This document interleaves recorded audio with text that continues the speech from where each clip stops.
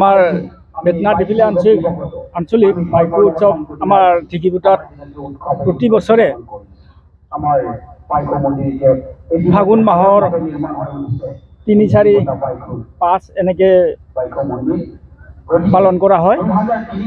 ইংৰাজি প্ৰায় আমাৰ ফেব্ৰুয়াৰি মাহৰ 16 তাৰিখ 17 তাৰিখ এবাৰ 18 তাৰিখ দিনীয়া কাৰ্যসূচী পালন কৰা হয়েছে।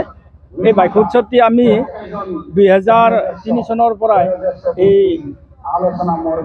ঢিকিপুটাত বেতনা ডিফিলি আঞ্চলিক বাইকু উৎসৱ নামেৰে পালন কৰি আহিছোঁ।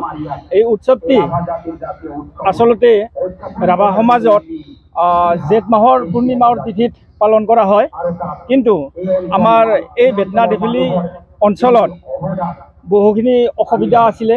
যেতিয়া আমি ইয়াত স্থাপন কৰিছিলোঁ সেই সময়ত আমাৰ লক্ষ্যতৰা নদীটো বেতনা অঞ্চলৰ যি আমাৰ ৰাভা সমাজ আছে তেখেতসকলে আমাৰ ডিফিলি মৌজাৰ মানুহখিনিৰ লগত যোগাযোগ কৰাৰ কাৰণে খুব এটা মানে অন্তৰায় আছিলে। তেখেতসকলৰ লগত এই যিহেতু জেঠ মাহৰ পূৰ্ণিমাহত পালন কৰিবলৈ হ'লে মানে মেইন বাৰিষা পৰে, বাৰিষাৰ কালত তেখেতসকলৰ লগত আমাৰ যোগাযোগ কৰোঁতে বহু অসুবিধা হয়।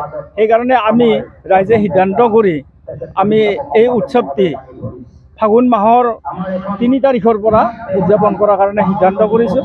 আৰু তেতিয়াৰে পৰা আজি 22 বছৰ ধৰি আমি ইয়াত ফাগুন মাহৰ 3 তাৰিখৰ পৰাই আৰম্ভ কৰোঁ।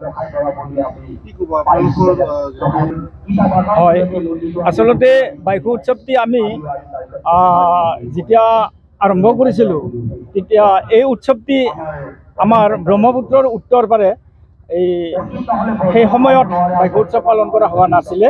এই উৎসৱটো আচলতে ব্ৰহ্মপুত্ৰৰ মানে দক্ষিণ পাৰত ৰাভাসকলে পালন কৰি আহি আছে। এই উৎসৱটিও আমাৰ যিহেতু ৰাভাবিলাকৰ এটা জাতীয় উৎসৱ, সেয়েহে আমি বহুকেইজন উদীয়মান স্বনামধন্য ব্যক্তিৰ প্ৰচেষ্টাত এই উৎসৱটি সুদূৰ মেঘালয়ৰ টিকৰিকিল্লাৰ পৰা দেউৰি আনি আনুষ্ঠানিক মানে এটা বিধিগত নিয়মেৰে এই উৎসৱটি আমি ঢিকিপুটাত প্ৰতিষ্ঠা কৰোঁ। এই তেতিয়াৰ পৰাই টিকৰিকিল্লাৰ পৰাই দেউৰীবিলাক আহি আমাৰ ইয়াতে বিধি স্থাপন কৰি তেখেতসকলে এই পূজাটো ইয়াত মানে প্ৰতিষ্ঠা কৰি থৈ গৈছে আৰু তেতিয়াৰে পৰাই আমি ইয়াত মানে এই উৎসৱটো পালন কৰি আহি আছোঁ। 2003 চনত বেতনা ডিফিলি দুখন মৌজা লগ লাগি ইয়াতে বাইকু উৎসৱ পালন কৰোঁ। বাইকু উৎসৱ আজি 22 বছৰ ধৰি পালন কৰি আহিছোঁ। গতিকে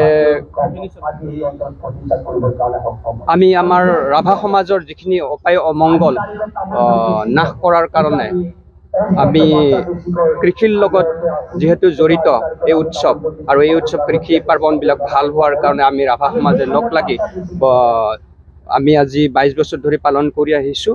আৰু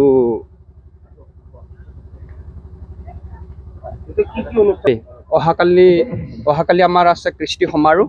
কৃষ্টি সমাৰোহত আমাৰ নিখিল ৰাভা ছাত্ৰ সন্থাৰ উপসভাপতি দীপাংকৰ ৰাভাই কৃষ্টি সমাৰোহত কৰিব।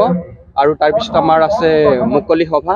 মুকলি সভাত আমাৰ মুখ্য অতিথি প্ৰমোদ বড়ো ডাঙৰীয়াই উপস্থিত থাকিব। তাৰপিছত আমাৰ নিপেন খান্দা নিখিল ৰাভা ছাত্ৰ সন্থাৰ সভাপতি তেখেতো আহি আমাৰ ইয়াতে উপস্থিত হ'ব। আৰু এনেকৈ আমাৰ অনুষ্ঠান একাদিক্ৰমে চলি থাকিব আৰু নিশা সাংস্কৃতিক সন্ধিয়া চলিব। নমস্কাৰ জনাইছোঁ আটাইকে। আমি 22 বেতনা ডিফিলি আঞ্চলিক বাইকু উৎসৱলৈ স্বাগতম জনাইছোঁ, শুভেচ্ছা জনাইছোঁ। আমাৰ এইবুলি আহি 22 বছৰ পালে আমাৰ এই বাইকু উৎসৱটি এই পুথিমেৰী নদীৰ বাকৰিত অৰ্থাৎ ঢিকিপুটা এই বাইকু মন্দিৰত। যিটো কথা কৈছে যে এই বাইকু উৎসৱটি মানে কেনেধৰণে পালন কৰে বা কি নিয়ম নীতিত মানে মন্দিৰ নকৰি কেনে থানত পালন কৰে এইটো কথা কৈছে।